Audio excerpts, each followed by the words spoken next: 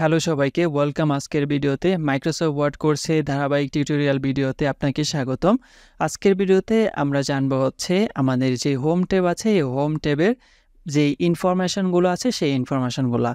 শুরুতেই আমরা চলে আসবো ওয়ার্কার এরিয়াতে। ওয়ার্কার এরিয়াতে আসার পরে আমাদের এখানে যে একটা লাফালাফি করতেছে, এখান থেকে কিন্তু আমরা যখন কিবোর্ড থেকে টাইপ করা শুরু করব, ঠিক এই জায়গা থেকে লেখাটা শুরু হবে। আমরা সহজে বোঝার জন্য এবং আমরা এই টিউটোরিয়াল ভিডিও তৈরি করার জন্য বা আমাদের সহজে কাজ করার জন্য আমরা কিছু লেখা অটোমেটিক নিয়ে আসব। সেই লেখা নিয়ে আসার জন্য একটা কমান্ড প্রেস করতে হবে। সেটা ইকুয়াল সাইন দিতে হবে আমাদের এবং লিখতে হবে RAND। লেখার পরে ফার্স্ট ব্র্যাকেট শুরু করতে হবে এবং ফার্স্ট ব্র্যাকেট শেষ করতে হবে। শেষ করার পরে আমরা যখন ইন্টারে ক্লিক করব, ঠিক আমরা দেখতে পারবো মাইক্রোসফট ওয়ার্ডের ভিতরে রেডি করা অটোমেটিক কিছু টেক্সট দেওয়া আছে। সেই টেক্সটগুলো চলে আসছে। আপনি যেহেতু নতুন, আপনাকে এতগুলো টেক্সট লিখে তারপর এখানের কাজগুলো দেখতে হইতো, অথবা আমাকেও এই টিউটোরিয়াল ভিডিও তৈরি করার ক্ষেত্রে এতগুলা লেখা কিন্তু এখানে লিখতে হইতো। লেখার পরেই কিন্তু আমাকে ভিডিওটা তৈরি করতে হয়তো। এখানে অটোমেটিক মাইক্রোসফট ওয়ার্ডের ভিতরে বেশ কিছু লেখা দেয়া থাকে।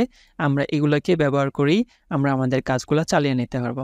শুরুতেই এখানে দেখুন, আমরা এখান থেকে হোমের জায়গা থেকে, ইনসার্টের জায়গা থেকে, ডিজাইনের জায়গা থেকে এই যে জিনিসগুলো আছে, যেইটাই অ্যাপ্লাই করতে চাই, শুরুতেই আমাদেরকে টেক্সট সিলেক্ট করতে হবে। এবং আমরা কীভাবে টেক্সট সিলেক্ট করতে পারি?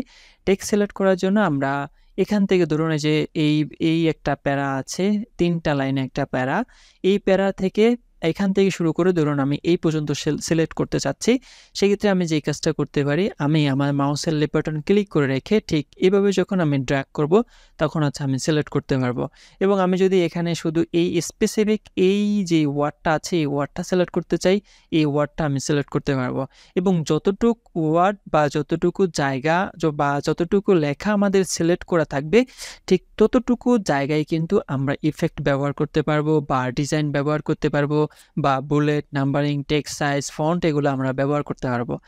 আরেকটা অপশন আছে, যদি আপনি এই পুরো পেজের লেখাগুলোকে আপনি সিলেক্ট করতে চান, সেক্ষেত্রে আপনি যখন Ctrl+A-তে ক্লিক করে দিবেন, ঠিক তখনই কিন্তু এই লেখাগুলো সম্পূর্ণ সিলেক্ট হয়ে যাবে। আপনি যখন Ctrl+A-তে ক্লিক করবেন, ঠিক এই লেখাগুলো আপনার সম্পূর্ণ সিলেক্ট হয়ে যাবে। আমরা এখান থেকে যখন লেখা শুরু করব, দেখুন প্রত্যেকটা এই যে উইউ লেখা আছে, উইউ লেখার পরে কিন্তু একটা ফাঁকা জায়গা আছে। ঠিক আমি এখানে যখন লেখা শুরু করব, এই যে এই জায়গায় চলে আসি, আমি উপর থেকে লেখা শুরু করি BIDEO। ভিডিও লেখার পরে কিন্তু এখানে একটা ফাঁকা জায়গা আছে। এই ফাঁকা জায়গাটা আমরা দিব কিভাবে? আমাদের কিবোর্ড থেকে স্পেস বার আছে, ঠিক আমরা স্পেস বারে ক্লিক করে দিব, তখন কিন্তু আমাদের এখানে একটা ফাঁকা চলে আসলো। এরপরে যদি আমি এখানে লেখা শুরু করি PROBIDES, প্রোভাইডস লিখলাম এবং স্পেস বারে ক্লিক করে আমরা এ লিখতে হবে। ঠিক এইভাবে ফরম্যাটিং করে করে কিন্তু আমরা এখানে এই জিনিসগুলা লিখতে পারবো। এবার আসেন আরেকটা জিনিস, সেটা এই যে আমরা এখানে লিখলাম যে ভিডিও প্রোভাইডস এ। এখন ধরুন এখানে আমার ঠিক এই জায়গায় যাওয়া পড়বে, মানে যে কার্সরটার এই যে লাফালাফি করতেছে, এই জায়গা থেকে কিন্তু লেখা শুরু হবে। আমি যদি লেখা শুরু করি, তখন কিন্তু এখান থেকে শুরু হইতেছে। এখন আমি চাচ্ছি যে এখানে ভিডিওর এই জায়গায় কিন্তু আমি আরেকটু কিছু লেখা আছে, সেই লেখাটা লিখতে চাচ্ছি। সেক্ষেত্রে আমি যেটা করতে পারি, এই যে আমাদের কার্সরটা আছে, এটাকে বলা হয় টেক্সট কার্সর অথবা ইনসারশন পয়েন্ট। আমি এটাকে যখন এখানে নিয়ে আসবো, আসার পরে এখানে যখন এটা ক্লিক করে দিব, তখন কিন্তু এটা এখানে চলে আসছে।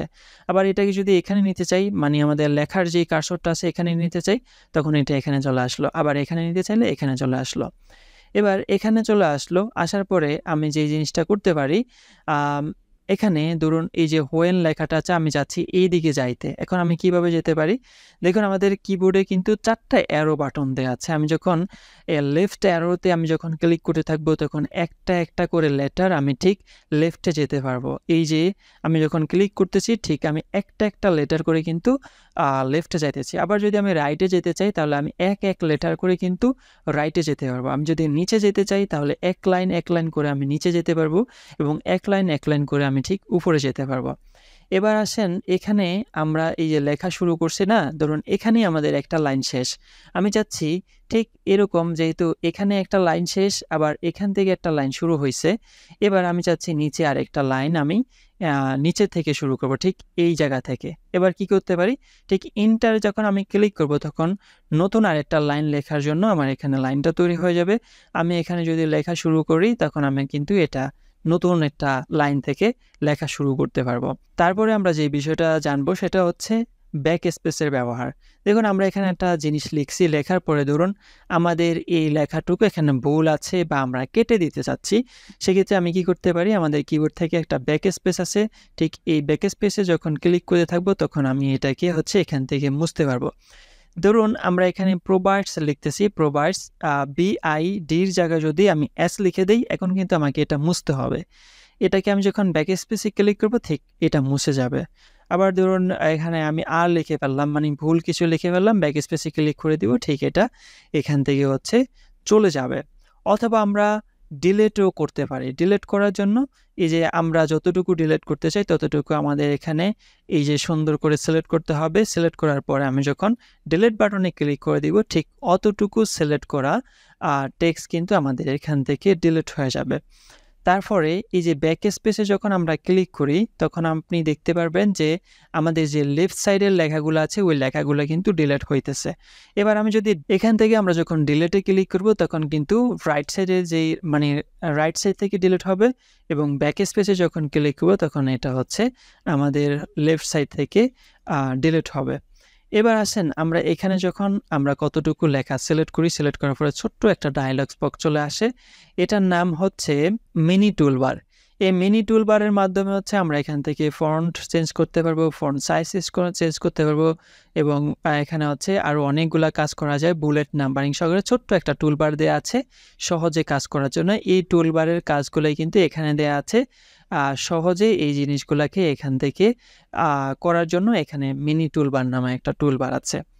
এবার আমরা যে জিনিসটা দেখব সেটা হচ্ছে আমাদের কিবোর্ডের ভিতরে কিন্তু ক্যাপস লক নামে একটা লক দেওয়া আছে। এই ক্যাপস লকের কাজ কি? আমি যখন ক্যাপস লকে ক্লিক করে দেব, ক্লিক করে দেওয়ার সাথে সাথে আমি যখন এখান থেকে কিবোর্ড থেকে লেখা শুরু করব, দেখুন প্রত্যেকটা লেখা কিন্তু মাইক্রোসফট ওয়ার্ডের ভিতরে বড় হাতের হচ্ছে।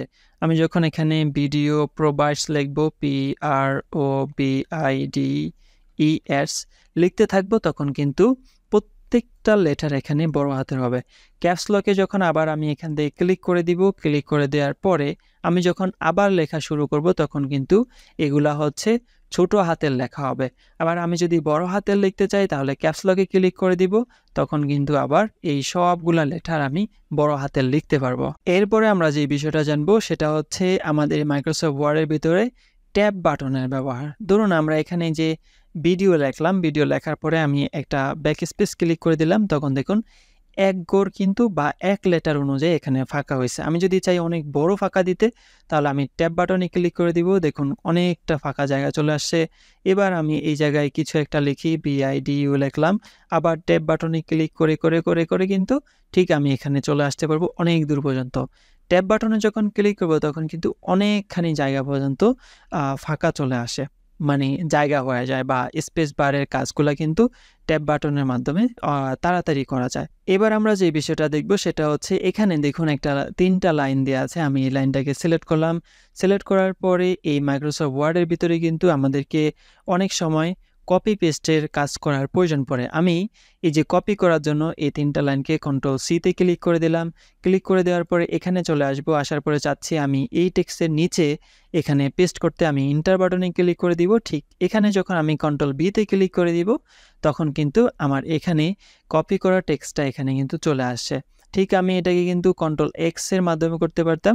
Ctrl+X এ ক্লিক করে দিলে এখান থেকে চলে যাবে এবং এখানে এসে আমি যদি Ctrl+B তে ক্লিক করে দেই তখন কিন্তু আমার এখানে লেখাটা চলে আসলো। তো মোটামুটি আমরা এখানে বেশ কয়েকটা কাজ আমরা দেখার চেষ্টা করলাম। শুরুতেই আমরা যদি কোনো লেখা বা টেক্সট অটোমেটিক্যালি নিতে চাই তাহলে ইকুয়াল সাইন দিয়ে RAND লিখে দিব। লিখে দেওয়ার পর ফার্স্ট ব্র্যাকেট শুরু করব, ফার্স্ট ব্র্যাকেট এখানে শেষ করব এবং ইন্টারে ক্লিক করে দিব।